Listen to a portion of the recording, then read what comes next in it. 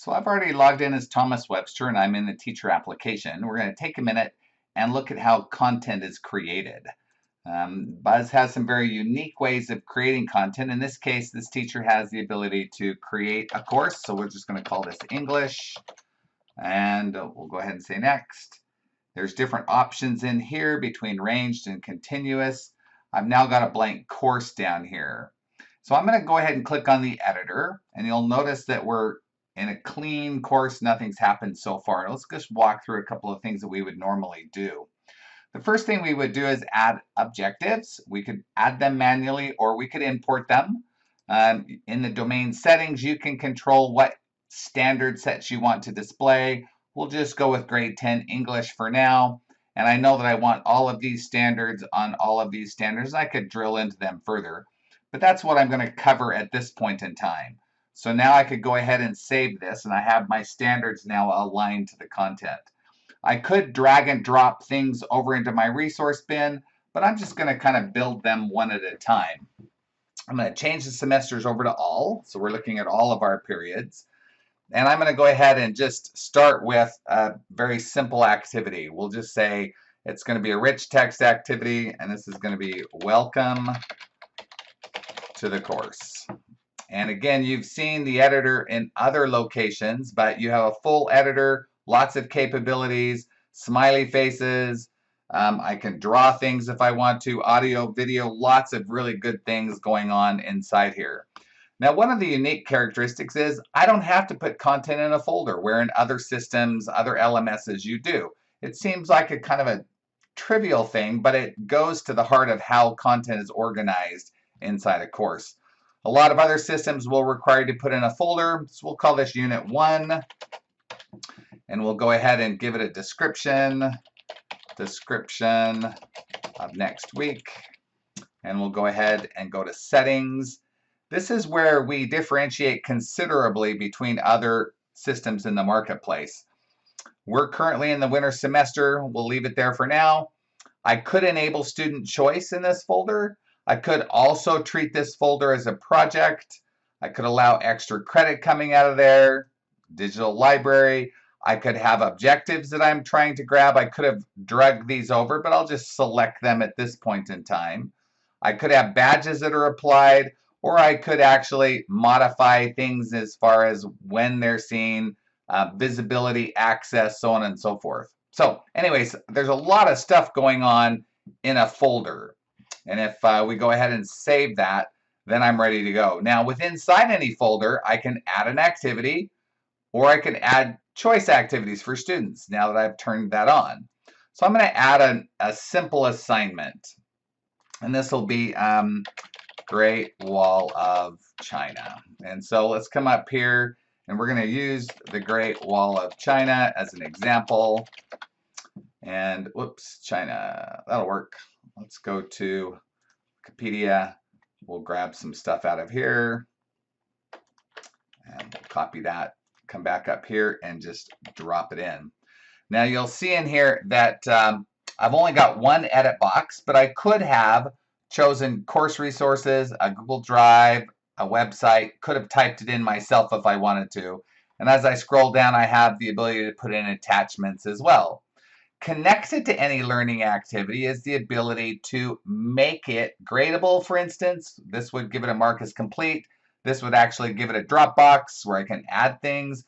The way that we add Dropboxes is very different. Any activity inside Buzz can have a Dropbox, where in other competing LMSs, Dropboxes have to be their own activity, thus making the course a lot longer and a little more unruly as in regards to how a student might navigate it. We could also give it a due date if we want to, allow late submissions, lots of other options in here. It's just very, very powerful. So we'll go ahead and preview this real quick just to see what it looks like. So it comes up. As I scroll down through here, you can see the submission boxes right there. I have my objectives at the bottom, and I'm ready to go. So this is one way of creating content inside this Unit 1. Another way of creating content is using what we call templates. So I'm going to create a branded template in here, and I'm going to have this be a 2-column template with a left panel column and then the main body. So I'm going to go ahead and grab that, and we'll call this Great Wall of China again. And we'll go ahead and add and edit it. And this time you're going to notice that there's more than one edit box because this is using our content assembly tool. And so I would have my subtitle here. And then on the left hand, I know that this document is going to produce a 2-column responsive design piece of content. So make sure to add your document about your experience at the end of this activity. Right, so these are going to be the instructions. They're going to show up on the left-hand side. I know that there's a little gray or text brown color, so I'm going to lighten it up a bit. And then I'm going to come down and actually paste that same piece of information about the Great Wall of China in here as well. And so now I'm going to go ahead and preview this one, and you'll see the difference between using a custom template and just putting content in. So in this case, this template will be responsive in design. As it moves into a smaller document, the columns will lay over the top of themselves, and it just works out really, really well. And so I'm going to save out of here. So just to kind of walk through the student experience, just in this very simple example, when I come into the document, it could be very simple, not much at all. This one's going to come in, it's going to show the Great Wall of China, and that's fine. It presents it, it's there, it looks good, it will work fine. But you could also take the same thing and turn it into a branded template. And when you scroll down through there, then it just looks better. I forgot to make this a gradable activity, so I'm going to go back to settings, make it gradable, add a Dropbox, add a due date as well if I wanted to, and then I can preview it again.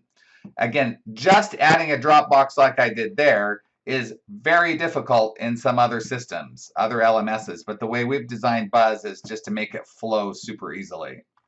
And so you can see the result of using our content templates. We have them for assessment as well as for just straight up content inside the course. If I come back to the editor, there's other things I can add in here. I can have assignments and assessments and discussions and flashcards and journals and peer review. All of those things are available to me to add to a course.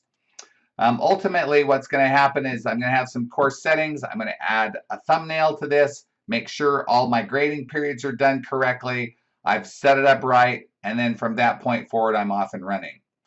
Now, I'm going to do a couple of things on this course. I'm going to actually turn this into what we call a master course. And as a master course, it would be used to create sections of this English 10. So now I'm going to come back over here and kind of talk a little bit about masters and derivatives. I'm going to come up here and create another course. And this time I'm going to create a course based upon one that already exists in my domain. So I'm going to grab that English course I just created, and I'm going to create a derivative child, meaning any updates to the master are automatically going to flow into my copy of the course. This becomes really powerful for content partners. They love the ability to maintain their master content and have it flow to all customers that license that content. So now I can call this English section 1, and then I can do next and finish it up. And now I've got another course. You're going to see they're nested here because I'm an owner in both of these. But if I come in and play the course, this section has already inherited everything from the original course.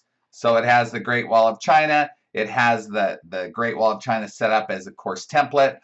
And so all of that, if I came back up and I edited the master copy, if I went into the editor, I could come in here and I could go ahead and add a new folder. We'll call it Unit 2.